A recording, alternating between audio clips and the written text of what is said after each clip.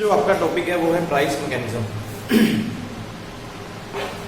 Price mechanism में हम जब बात करते हैं, जब भी बात की जाएगी तो मार्केट में जब भी देखेंगे तो मेन मार्केट के जो दो कंसेप्ट हैं वो डिमांड और सप्लाई के हैं।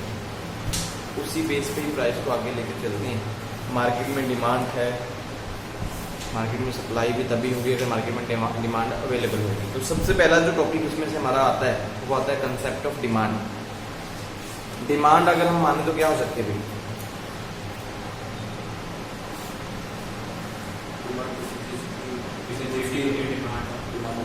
डिमांड कई बार हम ऐसे लोग सोच लेते हैं कि मैं ये चीज़ खरीदना चाहता हूँ, ये मेरी डिमांड है। इस चीज़ को कभी डिमांड नहीं, मतलब इसको बोलते हैं कि हमारी एक रियल डिज़ायर है, हमारी एक इच्छा है कि हम लोग एक चीज़। डिमांड वो होती है कि जब हम किसी चीज़ को खरीदना चाहते हैं तो उसके लिए हमारे पास एबिलिटी भी होती है और उसके लिए हम पैसे देने के लिए उसी टाइम पे रेडी भी होते हैं कि पैसे देकर वो चीज़ खरीद भी सकते हैं। उस चीज़ को बोलते हैं डिमांड। डिमांड इन्होंने मे भी लिखा भी होगा, desire to acquire it, ability to pay for it and willingness to pay for it. हमारी इच्छा है कि हमने ये चीज़ खरीदनी है, हम चाहते हैं कि इसको हम पे करने की जगह तो हमारे पास एबिलिटी भी है कि हम उसको पे करेंगे। ये चीज़ होती है डिमांड। डिमांड को कभी ऐसे नहीं शो करते कि मैं मुझे ये चीज़ खरीदना है, मुझे वो चीज़ खरीदना है। वो आपकी सिर्फ मन की इच्छाएं होती हैं। जब भी डिमांड के बारे में बात की जाएगी तो डिमांड में ये चीज़ें देखी जाएंगी कि आप जो चीज़ खरीदना चाहते हो उसको पैसे देने के लिए रेडी भी हो, आपको उसकी क्षमता भी है और उसको दे भी सकते हो। जिस टाइम पर उस चीज़ के बारे में बात की गई उसने आप उसी टाइम पर उस चीज़ को खरीद भी लिया।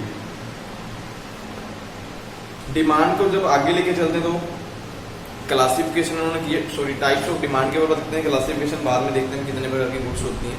टाइप्स ऑफ डिमांड देखते हैं, डिमांड जो हमारी कितने प्रकार की होगी। सबसे पहले डायरेक्ट डिमांड और डिराइव डिमांड।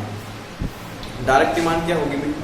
जब आप कंज्यूमर, कोई बंदा डायरेक्ट कोई चीज़ खरीदना चाहता है तो कंज्यूमर खुद बोलता है, वो उसकी डायरेक्ट डिमांड होती है। Demands comes from the customer side. Demand for food, cloth, house, ये बंदे की कहता है खुद की डायरेक्ट डिमांड है। कोई भी बंदा मार्केट में आएगा तो उसकी खुद की इच्छाएं होती हैं, रोटी कपड़ा मकान उसको चाहिए, तो ये डायरेक्ट डिमांड होती है।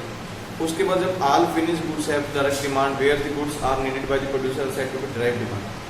जब ये गुड्स सारी कोई प्रोड्यूसर के द्वारा बनाई, कोई प्रोड्यूसर चाहता है कि मार्केट में उतर के लेकिन ना क्या होती है, डायरेक्ट डिमांड बन जाती है। ऑटोमोबाइल मीन्स कोई भी बंदा जब अपनी लेबर कैपिटल यूज़ करके मार्केट में गुड्स उतारता है तो वो क्या बन जाती है, ये डायरेक्ट डिमांड। मैं एग्जांपल बोलूँ कि आपको रोटी कपड़ा मकान चाहिए, ये आपकी डायरेक्ट डिमांड है। ये कैसे कंप्लीट हो सकती हैं? आपकी इनकम से कंप्लीट हो सकती हैं, पैसे के लिए आपकी क्या है, डायरेक्ट डिमांड्स। उसके बाद आपके पास आती हैं पेरिशेबल गुड्स और ड्यूरेबल गुड्स। पेरिशेबल गुड्स कौन सी होंगी भाई? पेरिशेबल गुड्स वो गुड्स होती हैं जैसे कि वुलन गुड्स एंड दो कैटेगरी में हमने देखी। पेरिशेबल गुड्स आपके पास वो गुड्स होंगे जिनको कहता है ओनली वन यूसेज के लिए यूज़ किया जाता है, एक बार यूज़ किया और वो खत्म होगी। ऐसी डिमांड भी कई बार मार्केट में होती है कि गुड्स हमने खरीदी हैं वो पेरिशेबल डिमांड में यूज कर सकते हैं। वो गुड्स ऐसे खरीदेंगे जिसको एक बार यूज़ करेंगे और उसके बाद दोबारा यूज़ नहीं कर सकते। एग्जाम्पल इन्होंने आपके पास ली हुई है अभी सीमेंट, कोल, फ्यूल, फूड। सही है भी, एक बार खाओगे दोबारा थोड़ा इसको यूज कर लोगे, एक बार खाओगे उसके बाद इसका काम खत्म हो जाता है। एक आती है ड्यूरेबल गुड्स। ड्यूरेबल गुड्स क्या होते हैं? जिनको रिपीटली बेस पे यूज़ कर सकते हैं। जैसे मैं बोलूँ क्लॉथ, शूज़, ये ड्यूरेबल है। आज पहनोगे इसका मतलब कल नहीं पहनोगे, कल भी पहनोगे, आपके काम आने वाले। उसके बाद आते हैं सब्स्टिट्यूट गुड्स और कम्प्लीमेंट्री गुड्स। सब्स्टिट्यूट गुड्स नाम से क्लियर होता है जब जिस चीज़ का कोई अल्टरनेटिव मार्केट में अवेलेबल होता है, जिसकी जगह पे आप कंजम्पशन लेवल पे एक चीज़ को छोड़कर दूसरी चीज़ को यूज़ कर लोगे, इसको सब्स्टिट्यूट गुड्स बोलते हैं। मैं एग्जांपल बोलता हूँ, चाय भी नहीं है, चाय मार्केट में नहीं मिल रही, उसकी जगह कॉफ़ी मिल रही है तो सब्स्टिट्यूट अवेलेबल है तो उन्हें कॉफ़ी पी कर उसका काम चला लेगा। एक होती है कम्प्लीमेंट्री गुड्स। कम्प्लीमेंट्री गुड्स वो गुड्स होती हैं विच आर यूज और consume confidently so as certified the particular wants. जिसको कभी ही हम यूज़ करते हैं किसी एक इच्छा को कंप्लीट करने के लिए, उसको हम कम्प्लीमेंट्री गुड्स बोलते हैं। जैसे एग्जाम्पल इन्होंने लिया कि increase the price of computer will lead to decrease in the demand of software package. जब कंप्यूटर की डिमांड प्राइस बढ़ रही है मार्केट में तो क्या होगी, सॉफ्टवेयर पैकेज की डिमांड जो है वो कम होता है। सिंपल है, सॉफ्टवेयर पैकेज जो कंप्यूटर जब बढ़ रहे हैं, सॉफ्टवेयर अपने आप ही नहीं कोई खरीदेगा उसको, सॉफ्टवेयर चीज़ों को यूज़ ही नहीं करेगा तो क्या होगा, सॉफ्टवेयर की कीमतें अपने आप ही डाउन होना स्टार्ट हो जाएंगी। तो इसको हम कॉम्प्लीमेंट्री गुड्स भी बोल सकते हैं। उसके बाद आपके पास लास्ट में एक इन्होंने क्लासिफिकेशन ऑफ गुड्स, ये पहले ही पेज पे दिखा रहे हैं कि गुड्स कितने प्रकार की हो सकती हैं। एक फ्री गुड्स। फ्री गुड्स कौन सी होती हैं? जो सोसाइटी में होती है, जिसको अपॉर्चुनिटी कुछ किसी प्रकार की होती है, ना ही ये कोई सिक्योर बेस में होती है। सोसाइटी में आपको जैसे एग्जाम्पल बोले फ्री गुड्स हैं, सोसाइटी में आपको फ्री में क्या मिल सकता है?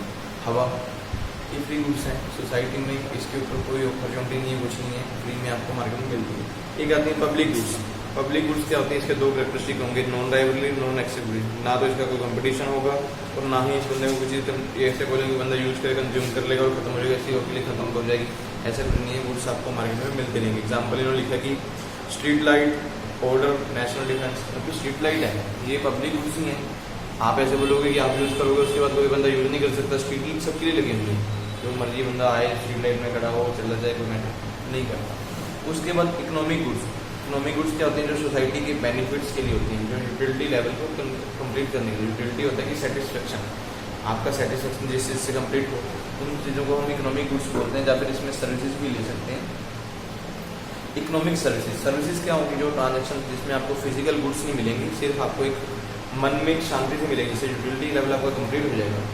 जो इकोनॉमिक गुड्स हैं उसमें आपको टेंजिबल गुड्स मिलेंगे जो आप यूज़ करेंगे, लेकिन इकोनॉमिक जो सर्विसेज हैं इसमें आपको टेंजिबल गुड्स नहीं मिलते, सिर्फ आपको सेटिस्फेक्शन लेवल कंप्लीट करवाया जाता है। जैसे मान लीजिए कि आप किसी होटल में गए हैं, वहाँ पर आपको अच्छी सर्विसेज मिल रही हैं, तो क्या होंगे? इकोनॉमिक सर्विसेज, आपने पैसा दिया और वो सर्विसेज यूज़ की। आप सिनेमा हॉल में चले गए, वहाँ पे आपको ये तो नहीं है कि मूवी आपको उठा के दे देंगे, घर में चलाते रहो बार बार, वहाँ पर एक बार देख के आ सकते हैं। अगर आपको लगता है कि वहाँ पर अच्छी फैसिलिटीज मिली तो वो इकोनॉमिक सर्विसेज है।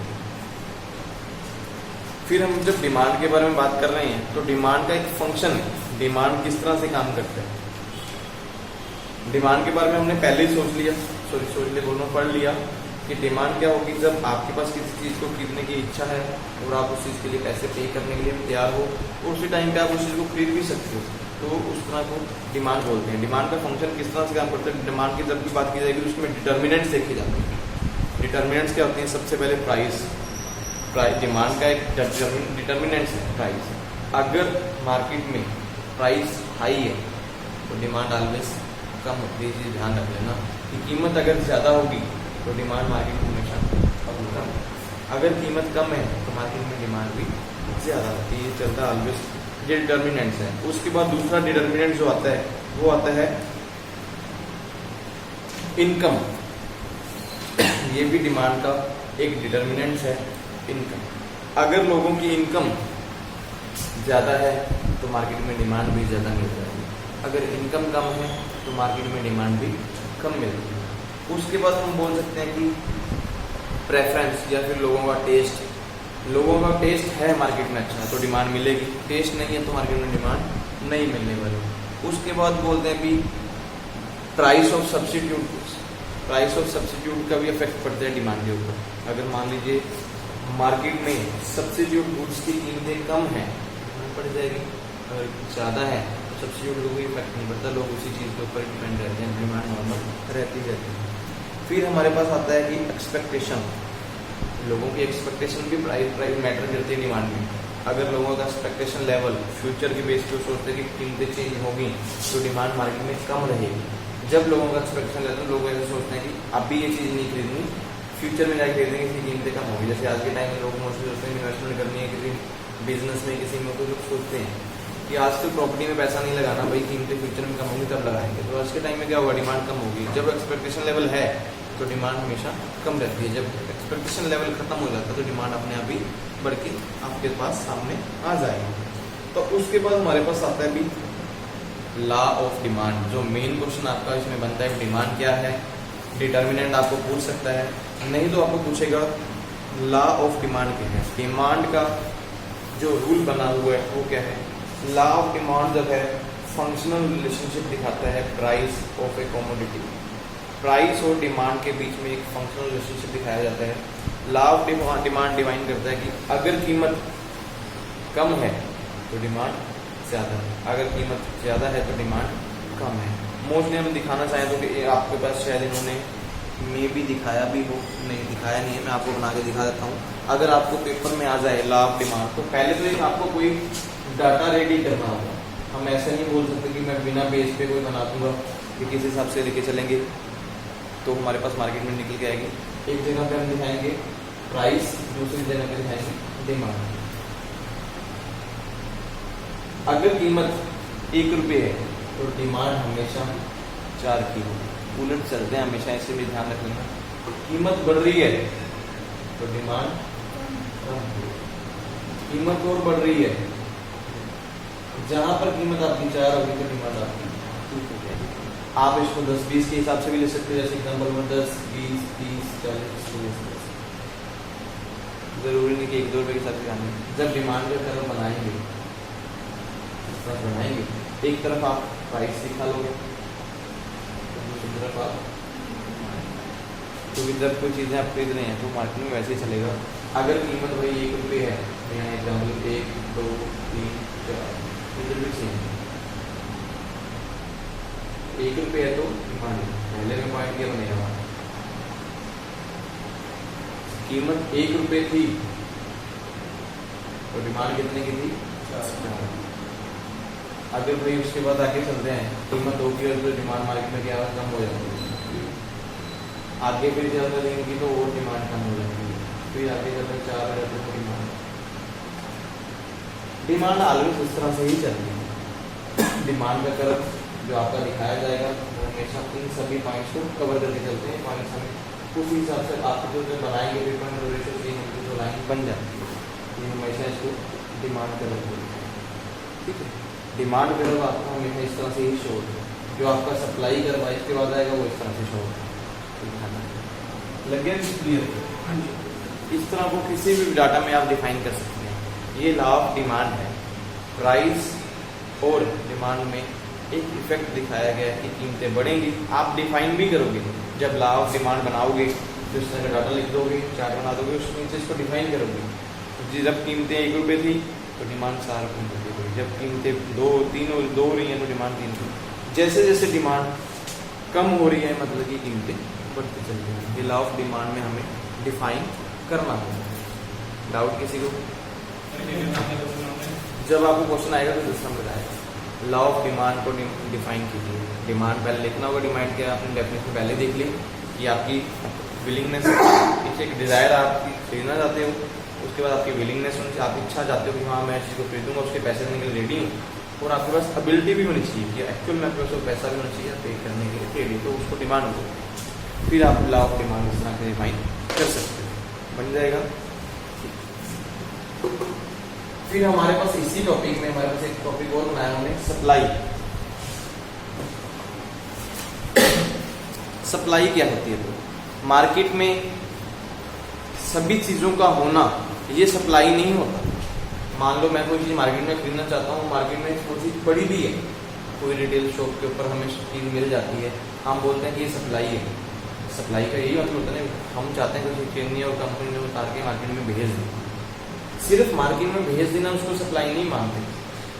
जब कस्टमर आपके पास आएगा, जो भी कीमत में चीज़ बंदा खरीदना चाहता है, अगर कोई सेलर या फिर कोई भी प्रोड्यूसर उस कीमत पे जब बेचने के लिए सामान को रेडी हो जाता है तो उसको हम बोलते हैं सप्लाई। समझ पॉइंट्स क्लियर हो गया? मार्केट में सामान का अवेलेबिलिटी होना ये सप्लाई नहीं कहलाता है। वो तो ठीक है, मार्केट में सामान पहुंचा हुआ, डिस्ट्रीब्यूट हुआ हुआ, जब आप उसको एक कीमत के ऊपर बेचने के लिए रेडी होते हो तो उसको बोलते हैं हम सप्लाई। ये मार्केट में आपके पास क्लियर होता है, देखिए मैंने बताया भी है।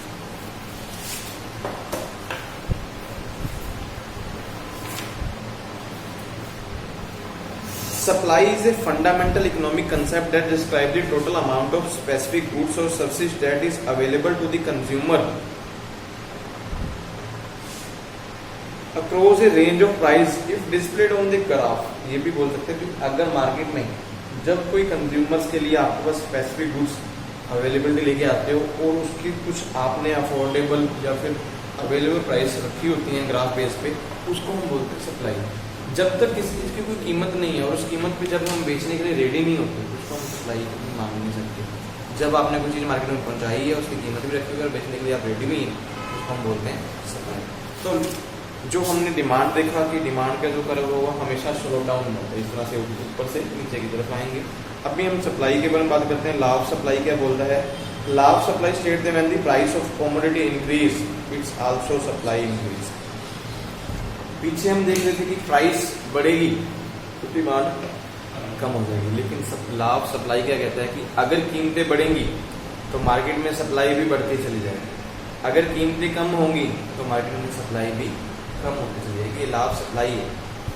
ऑलवेज ऐसा होता भी है, जब मार्केट में किसी चीज़ की डिमांड है तो हमें ज़रूरी नहीं है कि वो चीज़ मार्केट में प्रॉपर मिल रही होगी, शॉर्टेज चलती है उस चीज़, क्योंकि कंपनी वालों को भी रहता है कि भाई कीमतें मार्केट में कम है, हम लोग सामान मार्केट में उतारें तो हमारे ऊपर बर्डन है, हमारा खर्चा बढ़ेगा, हमारा प्रॉफिट लेवल कम होगा। तो लाभ सप्लाई में मोस्टली कंपनी देखती हैं कि अगर मार्केट में कीमतें कम हैं तो सप्लाई भी कम रखते हैं, कीमतें जब मार्केट में ज़्यादा होती हैं तो सप्लाई भी पूरी होती है। उस टाइम पे कंज्यूमर ना हो चाहे ना हो, बात की बात अलग है। कई बार भी आप देख लीजिए, मैं एग्जांपल बोलूँ, सामान आपको मार्केट में कम ही मिलने वाला है, जब उसकी कीमतें ज़्यादा होंगी तो जहाँ मर्जी जिस मर्जी दुकानदार से जाके वो चीज़ ले लो, आपको मार्केट में मिल जाएगी, उनके पास पड़ा होता है स्टोर में वो चीज़, देखते हैं हम इस चीज़ को खरीदना चाहते हैं। तो सप्लाई के बारे में जब भी देखी जाएगी तो कौन कौन से पॉइंट देखे जाएंगे, तो प्राइस ऑफ कमोडिटी, जो सामान मार्केट में आ रहा है, अगर कीमत है कम है तो मार्केट में कम मिलेगा, कीमत ज़्यादा है तो ज़्यादा मिलेगा। उसके बाद टेक्नोलॉजी, सप्लाई के प्रति टेक्नोलॉजी को भी देखा जाता है, जब भी सप्लाई हम लेके आ रहे हैं टेक्नोलॉजी को इम्प्रूवमेंट लेवल भी जरूर देखा जाएगा। वेदर कंडीशन के अकॉर्डिंग भी सप्लाई चल रही है, अगर वेदर अच्छे हैं तो मार्केट में सप्लाई मिल जाएगी, अगर वेदर अच्छे नहीं तो सप्लाई नहीं मिलेगी। एग्जाम्पल बोले सब्जियों की सप्लाई है, अगर बारिश हो जाए, तूफान आ जाए, हड़ आ जाए तो सब्जियों की सप्लाई क्या है, कम हो जाएगी, इसमें मार्केट में लोग देखते हैं। उसका गवर्नमेंट रूल्स अगर पॉलिसीज अच्छी हैं तो सप्लाई भी मार्केट में अच्छी रहेगी, गवर्नमेंट रूल्स अच्छे नहीं हैं सप्लाई भी कम रहती है। तो गवर्नमेंट कहते हैं कि बर्डन बन रहा है, लोगों को लगता है कि हमारे ऊपर बर्डन है, गवर्नमेंट ने टैक्स बढ़ा दिया, तो लोग क्या करेंगे, जो सामान बेचना है वो सप्लाई कम कर देंगे। गवर्नमेंट ने टैक्स कम किए हुए हैं तो सप्लाई मार्केट में अच्छी होती है। तो सप्लाई के बारे में जो इन्होंने शेड्यूल दिखाया कि सप्लाई का कर्व कैसे दिखा सकते हैं भाई, बहुत सिंपल है। सप्लाई के लिए वही डाटा, एक तरफ प्राइस आ जाएगा आपके पास, दूसरी तरफ अगर कीमत 10 रुपये है तो सप्लाई भी 10 की होगी, इसी तरह से ही चलता है। ये रेडी है ग्राफ, आप जब इसका ग्राफ रेडी बनाने जाओगे वही होगा 1 2 3 4 10 20 30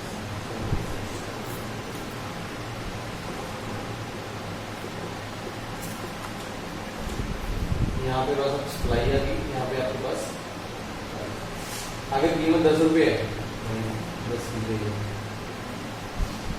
20 है तो 20 है तो जरूरी नहीं कि 10-20 वाला करना, हम डाटा कुछ भी ले सकते हैं। सप्लाई करो आपका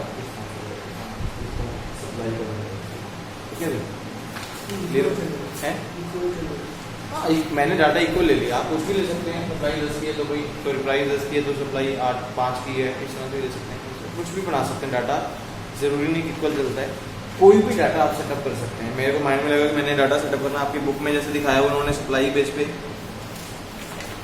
बुक में आपको डाटा दिया कि अगर प्राइस 1 रुपये है तो सप्लाई 1 रुपये में, प्राइस 2 रुपये है तो सप्लाई 2 रुपये की है। उन्होंने इस हिसाब से डाटा लिया, आपकी बुक में पेज नंबर 36 पे दिखाया हुआ है। प्राइस 3 रुपये तो सप्लाई 6, प्राइस 3 है और सप्लाई 6। किसी जगह पे इन्होंने पॉइंट्स को आगे बढ़ाया हुआ है, लेकिन सप्लाई शेड्यूल दिखाया उन्होंने, प्राइस 1 2 3 2 रुपये तो सप्लाई 3 की होगी, फिर 3 कर रहे हैं तो सप्लाई 4, फिर प्राइस 3 रख रहे हैं तो सप्लाई 6 की।